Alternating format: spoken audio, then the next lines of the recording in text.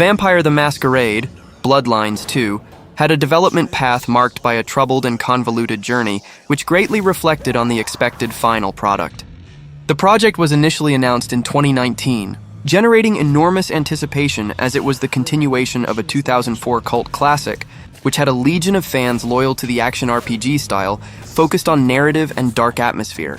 The promise was a game that would directly follow the first Bloodlines, using modern mechanics and updated visuals, but maintaining the gothic and political essence of the World of Darkness universe, something that excited many people. However, right from the start, a series of internal challenges came into play.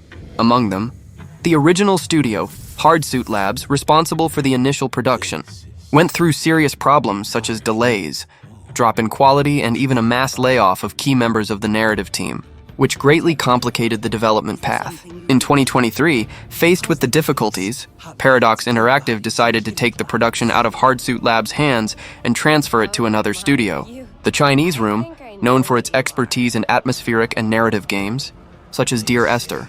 Despite seeming like a promising solution, the impact of this change was gigantic, as the Chinese Room practically reset the game's development. This meant that many things had to be redone, with changes to the plot, gameplay, and even the graphics engine, with only a few reused 3D assets remaining from the previous version. In other words, instead of an adjustment, it was more of a total restart, which further delays the launch and drastically changes the creative direction of the project. This change also brought a significant alteration to the game's proposal. While Hardsuit's initial idea was to deliver a direct successor, with broad character customization, multiple dialogue options, and gameplay divided between stealth, direct combat, and the use of weapons, the Chinese Room's version adopted a more contained and narrative-focused approach, with a predefined protagonist and limited dialogue options. The change in the narrative structure is a point that divides opinions.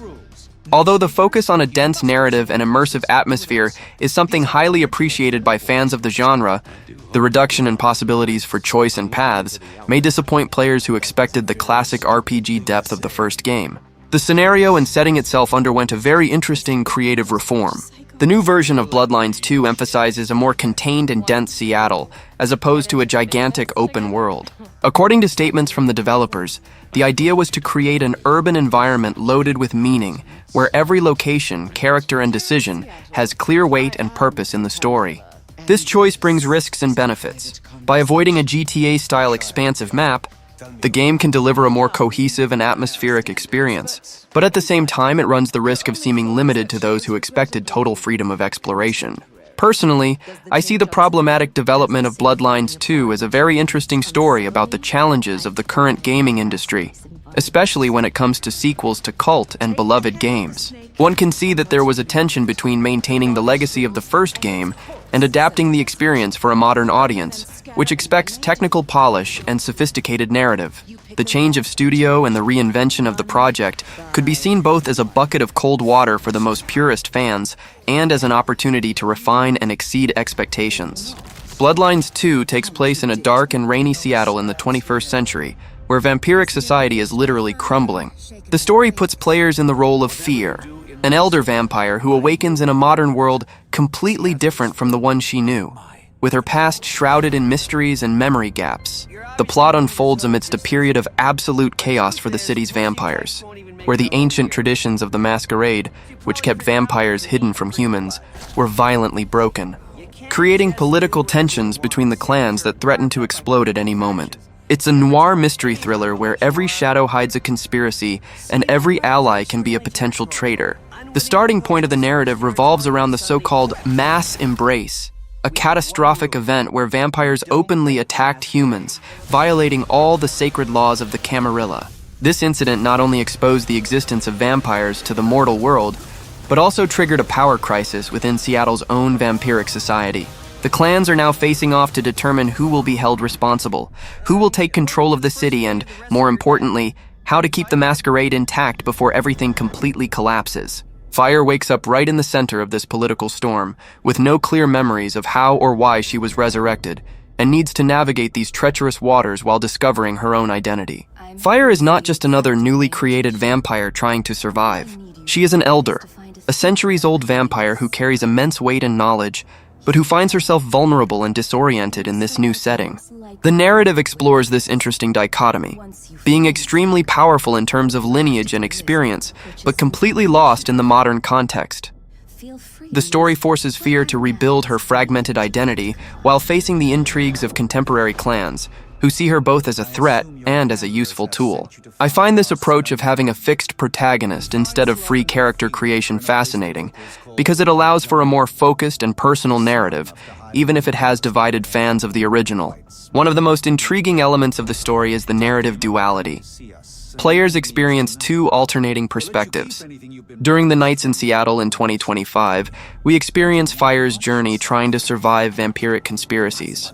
But there are also flashbacks or visions of Seattle in the 1920s, seen through the eyes of Fabien, a Malkavian detective. This structure creates an extra layer of mystery and paranoia, typical of the Malkavian clan, where reality, memories, and hallucinations intertwine. We don't know for sure if Fabien really existed, if he is a memory of Fire's, or if he is just another vampiric illusion. This narrative ambiguity is something that really attracts me. Games that challenge the very notion of truth within their story have enormous potential to create interesting experiences. The plot also delves into the vampiric factions that dominate Seattle, each with its own agendas, philosophies, and methods. Fire needs to choose which clan to ally with: Banu Hakim, Tremere, Bruja, or Ventru. And these choices are not just cosmetic. They fundamentally shape how the story unfolds. The Tremere bring their magical intrigues and thirst for arcane knowledge. The Bruja represent rebellion and violent idealism. The Ventru are the aristocratic elite obsessed with control. And the Banu Hakim carry an aura of dark vigilantes. The story promises that each alliance opens different doors, reveals unique secrets, and eventually forces Fire to make morally ambiguous decisions that define her legacy in the city. I like it when RPGs really make factions matter, not just mechanically, but narratively. Seattle as a setting is not just a backdrop. The city is practically a living character in the narrative. The dark alleys, the underground nightclubs, the secret cults operating in the shadows, the constant rain creating an atmosphere of perpetual melancholy. All this builds a perfect environment for the noir genre that Bloodlines 2 embraces. The story uses this setting to create a sense of constant paranoia. Fire is always being watched, always one step behind the true manipulators, always questioning who is really pulling the strings. The Masquerade system returns as a crucial narrative element, forcing difficult decisions about when to use vampiric powers and when to maintain human appearances. Bloodlines 2 has all the ingredients of a dense gothic narrative, full of betrayals, impossible moral dilemmas, and that constant feeling that we are always dancing on the edge of the abyss. The gameplay is presented primarily in first person, with contextual changes to third person in specific actions, and man, the combat system is quite focused on close combat, where things get interesting but also worrying. Basic attacks are linked to ARB and dodges to LB, and the truth is that the character cannot withstand many hits, so staying agile and making good use of positioning is absolutely fundamental to survival. The combat emphasizes strategic brawling, where we often face multiple adversaries simultaneously. And spacing is crucial because basic attacks can quickly knock down individual enemies, but leave us vulnerable to enemies around. The first-person view ends up restricting peripheral awareness, which results in the elder vampire frequently being attacked from behind. And this can be frustrating, especially when there are multiple enemies in the room. The clan system is where the game really shines and offers true replayability, because each clan choice drastically impacts how we traverse the game, from dialogues to combat and world traversal. 4 clans were confirmed for launch: Bruja, Tremere, Banu Hakim, and Ventru, each offering completely distinct gameplay experiences with their own unique disciplines and abilities. The Bruja are known for their rebellious nature and combat prowess, while the Ventru are esteemed as noble leaders with abilities centered on control and fortitude, capable of manipulating enemies to fight each other or making them forget that we were there. The Banu Hakim have that vibe of judgment and execution, being like assassins who eliminate those they consider to have done wrong, and one of the initial abilities is to instantly decapitate a weaker enemy, literally using the hand as a blade, which is brutally satisfying. Disciplines are the supernatural powers that define a vampire and are at the core of the gameplay, with abilities like telekinesis, blood sorcery, and shadow manipulation giving multiple strategies to bend encounters to our favor. Stealth is theoretically a viable strategy, and many lineage abilities seem more suitable for stealth. But frankly, the stealth mechanics are quite simplistic and hampered by not very intelligent enemy AI. We can assassinate enemies in one blow if we adopt a stealthy approach. So sometimes this doesn't matter much. But the encounter design frequently pushes for open combat after only a few silent eliminations. In the initial areas of the game, we already get a sense of how important stealth and movement are fundamental to survival, using heightened senses to see through walls and feel body heat, sliding through gaps and quickly climbing up elevator shafts to avoid additional guards. Exploration emphasizes verticality and freedom, with rooftops and hidden passages offering different approaches, while faction politics create tension around every corner. Seattle itself is a living stage divided into distinct neighborhoods, ranging from rainy alleys and rooftops to sleek corporate interiors, abandoned buildings, and neon-lit underworlds. Telekinesis is probably the most fun and versatile ability in the game, and can be used both to solve environmental puzzles and for combat in creative ways. We can tear off wooden planks or pick up bottles to throw as a distraction, but we can also use it in combat by throwing baseball bats at enemies, pulling them towards us, or picking up and firing weapons. It's an interesting approach that doesn't allow holding these things for too long, but keeps the cruel claws ready for immediate action. And this creates a very dynamic combat rhythm when combined with other vampiric powers. The game draws from immersive sim design mixed with RPG progression, allowing us to approach scenarios with stealth, manipulation, social persuasion, or total combat, and this freedom of approach is where the game theoretically excels. Feeding remains vital not only for survival, but also as a reflection of the Masquerade itself, and who we feed on. How we hunt and whether we conceal or expose our nature can drastically alter how we are perceived in Seattle's supernatural court. We need to feed on enemies to recharge our powers during combat, as these abilities have only limited use, so managing when and how to feed becomes an important strategic mechanic. Abilities like Flesh of Marble harden the skin immediately after a feeding, which is great for use in the middle of a fight, while Terminal Decree convinces a mortal to break their own neck, showing how brutal and powerful the vampire can be. The Masquerade itself, the code that keeps vampiric existence hidden, can be broken if we act carelessly and the city watches us. The wrong death, the wrong witness, or even the wrong alliance can dismantle our security in the shadows. The progression system begins with players creating their unique vampire, selecting from various clan backgrounds that influence their abilities and interactions within the game world. Initially, we start as a clanless thin blood, possessing relatively weak vampiric powers, but as the narrative progresses, we gain the opportunity to join one of the various vampire clans, each offering distinct disciplines and abilities. As we increase our vampiric power, we unlock other useful abilities to enhance the gameplay style. With Ventrue abilities like Forgetful Mind that can erase someone's recent memories, Mask of 1,000 Faces that convinces someone we are a friend, and Scry the Soul to interrogate someone's thoughts. Interactions with notable NPCs in the world are incredibly dense and layered, with various options for how we choose to interact with them, feeding into a reputation system, and characters can become satisfied or frustrated depending on how we respond. Now, there's an elephant in the room that I need to mention. At higher difficulties, enemies quickly became damage sponges, and while we can still assassinate enemies in one blow with stealth, in direct combat things become dragged out. It was early in the game with only one ability unlocked, and we will probably get many more abilities later that will make combat faster, but the concern that combat may become repetitive on harder difficulties is real. I imagine this is different depending on the lineage chosen, as certain clans have more combat abilities that will speed up fights, but for someone who chose a more balanced lineage like Banu Hakim, the sponginess of the enemies was notable. The combat leaves much to be desired for some players, with battles against ghouls and minor vampires frequently leaving the character at a severe disadvantage. And the narrative charm of the game is somewhat diminished by the clumsy combat, stealth, and traversal mechanics. Bloodlines 2 delivers graphical work that has one foot in modernity and the other in the limitations inherited from a complicated development process. The change of studio to the Chinese room brought a more refined visual, focused on the details that matter for a dark narrative loaded with atmosphere, but not a technical spectacle that rivals the most recent AAA games.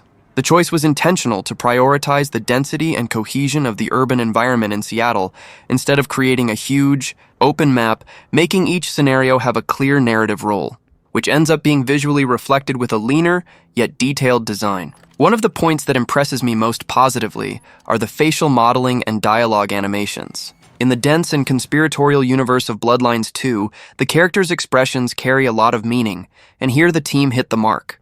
The lip sync and the realism of the micro-expressions elevate immersion and make interactions memorable, something essential for a game so focused on choices and relations between factions. This visual quality is capable of making the viewer feel every tension, doubt, or manipulation, bringing a very rich layer to the storytelling. On the other hand, criticism of the general quality of the graphics is understandable. The game does not have the extreme polish of other games released in the same year, and some elements such as environmental textures, particle effects, and lighting may seem less impactful or superficial when compared side by side with blockbusters in Unreal Engine 5. For those who expect a visual technical show, it is normal to feel that the game fell short in this aspect. Even with support for advanced technologies like ray tracing, the visual improvements still have their limits and do not transform the game into an absolute example of next-generation graphics. The use of ray tracing brings a great differential to nighttime lighting and reflections. Seattle as a scenario works very well to explore this technology, as its setting has a noir and dark climate, full of neon, wet surfaces, and closed urban environments. When activated, the light and shadow effects gain depth and realism, elevating the game's atmosphere to a more visually immersive level, which pairs well with the classic vampire theme. To run the game with everything maxed out, a powerful GPU is recommended, which indicates that Bloodlines 2 is not a light title, despite the moderate approach to world design. In my view, the art direction does a crucial job of camouflaging the lack of ultra-advanced graphic resources, creating a visually cohesive and stylized world that still maintains a strong identity. The darker color palette, the heavy use of shadows, and the preference for minimalist urban environments help to compose a dark and political universe, which is exactly what a fan of the series expects. This aesthetic choice has a greater weight than simple resolution or polygon count. It is about evoking a certain feeling and atmosphere, something that Bloodlines 2 manages to do successfully. In terms of animations, especially in combat and supernatural powers, Bloodlines 2 delivers something visually satisfying and expressive. The vampiric powers gain a convincing visual implementation with interesting effects that reinforce the feeling of being a nocturnal predator with elite abilities. This is fundamental to the action RPG experience, as it increases immersion when movements and powers have a consistent, impactful, and fun visual response. Therefore, even if the general atmosphere may seem simple at times, the combat moments manage to shine visually. I like to see Bloodlines 2 more as an artistic work than a raw technical spectacle. The game is not perfect in terms of graphic purity, nor does it try to be a direct competitor to the biggest AAA releases in pure visual terms. It has its own visual soul, and that is precisely where its charm lies for me. The fidelity to the World of Darkness universe and the play of light and shadow make the work's graphics perfectly match its narrative, even if this choice does not appeal to all tastes. Bloodlines 2 arrived with huge expectations, especially coming from the original classic, but its technical performance has been a complex mixture. Despite many fearing a total disaster after a troubled development, the game does not turn out to be a technical disaster, but it presents some notable flaws that impact the fluidity and overall feel of the gameplay. Generally, the performance runs with acceptable stability, but not without headaches, especially in certain more loaded moments of the game or on hardware that is not top of the line. This creates a first impression that varies depending on whether the player can tolerate or overlook these imperfections. A key point in performance analysis is the game's optimization on both consoles and PC. To run well on PC, the recommended specifications are quite demanding to ensure a fluid experience, especially in the graphic volumetrics and simulations of the city of Seattle, which is a compact but detail-filled open world. Recommended configurations involve GPUs such as the NVIDIA RTX 3060 Ti, processors equivalent to the Intel i5-12600K, and 16 gigabytes of RAM. Those with a machine close to the minimum will have to significantly reduce the graphics settings to achieve something close to 30 stable FPS. On consoles, performance is variable with occasional FPS drops and loading times that can be annoying, especially on previous generations, showing that there is room for improvement in technical aspects. Another aspect related to performance is the movement and exploration of the city.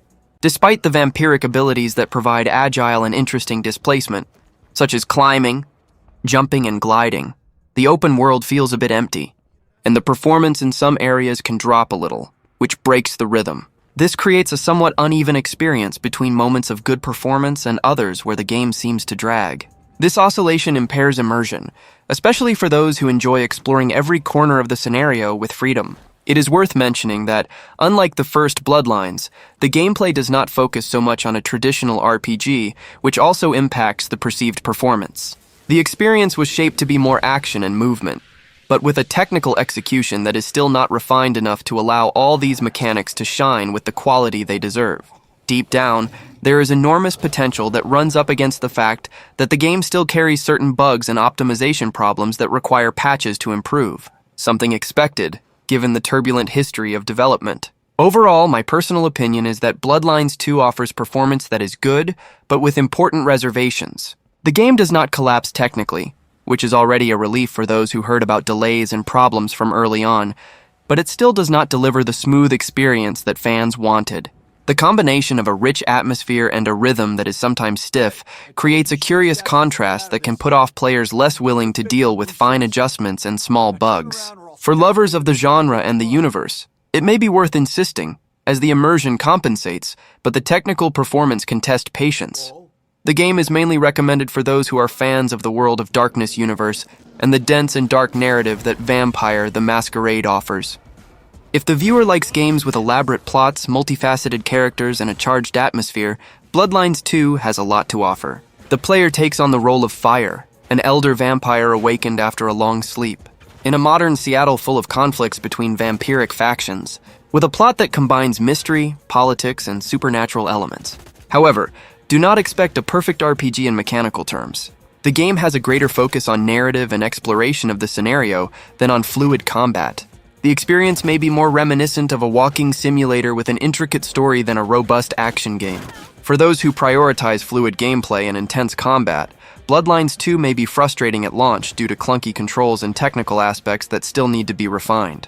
For fans of the first Bloodlines or the deep narrative RPG style, Bloodlines 2 delivers an experience rich in world details and excellent dialogues, with high-quality voice acting and a captivating cast of characters. I would especially recommend it for those who prioritize the story and immersion in a dark vampiric universe, instead of playing exclusively for combat or fast action. The freedom to explore the open world of Seattle and the varied clan abilities also add interesting layers of customization. A personal point that I find relevant is that the game brings a modern and more open approach. With free movement and mechanics that try to evoke the feeling of being a real vampire, such as climbing buildings and gliding through dark alleys, which can be quite immersive. For those who want an engaging narrative experience with an interesting universe and complex characters, it is worth giving Bloodlines 2 a chance, especially if you are a fan of the franchise or the genre. For players looking for a more polished technical experience and intense gameplay, it might be better to wait for updates that can correct launch gaps. Bloodlines 2 is indicated for those who like deep RPGs focused on narrative and atmosphere, and who don't mind overlooking some initial technical imperfections. My personal opinion is that it is a launch to follow with caution, but not to jump headfirst into the hype. This posture can save frustrations and ensure that the experience is more worthwhile over time. Well, that was the video. I hope you liked it, and until next time.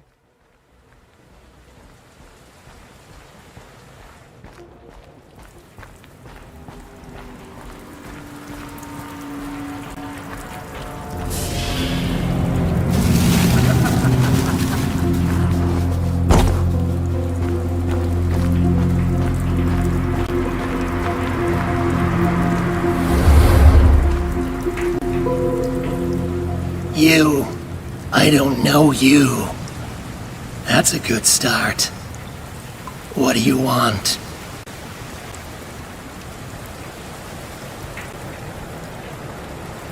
You're making the right move. This city, no loyalty at all. Doesn't matter what you do for them. Do they ever bring you up in the ranks? No. Just use you when it's convenient. We're all fighting over scraps here.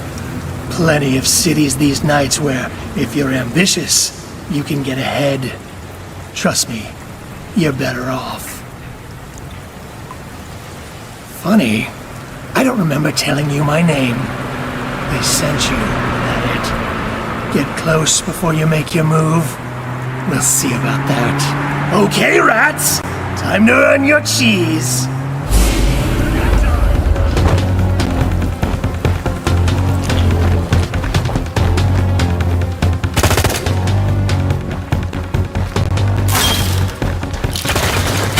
Nope.